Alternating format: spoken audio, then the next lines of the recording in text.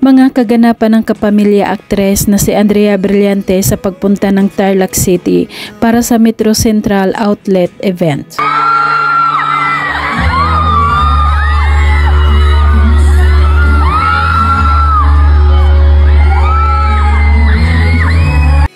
Laging busy ang dalaga sa iba't ibang mga guesting, mapalapit man o malayong lugar man ito, at lagi siyang inaabangan ng mga tao saan man siya magpunta.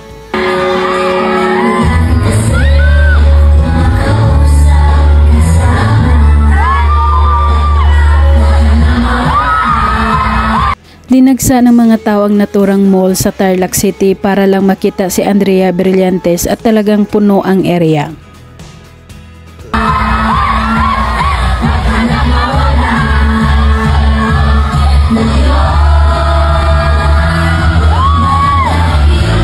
Sa kanyang suot na plain white t-shirt na hapit sa kanyang katawan at maluwag na jeans, plus nakapusod na buhok ay lumabas ang tunay na ganda niya.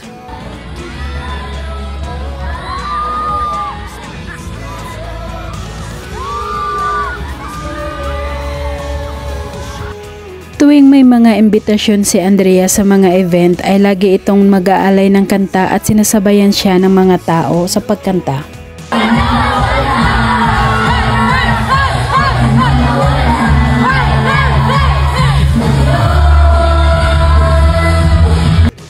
Inayos at ginagalingan ni Andrea ang kanyang performance para mapasaya ang mga tagahanga na excited na makita siya sa personal.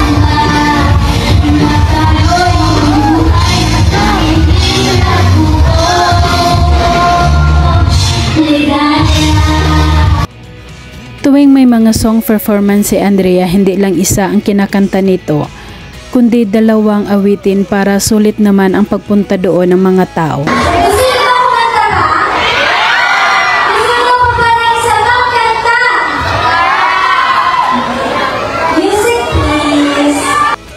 Nag-start na ng kumanta si Andrea sa kanyang pangalawang kanta at may nagbigay sa kanya ng bulaklak at hawak-hawak niya ito.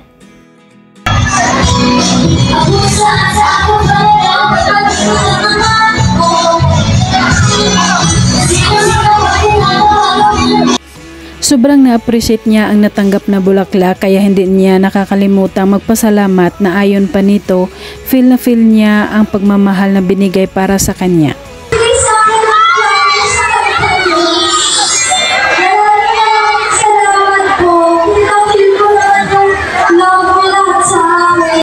Sa kanyang huling speech bago magtapos ang programa, sobrang natutuwa at nagpapasalamat ulit si Andrea sa mainit na pagtanggap sa kanya sa taga Tarlac City.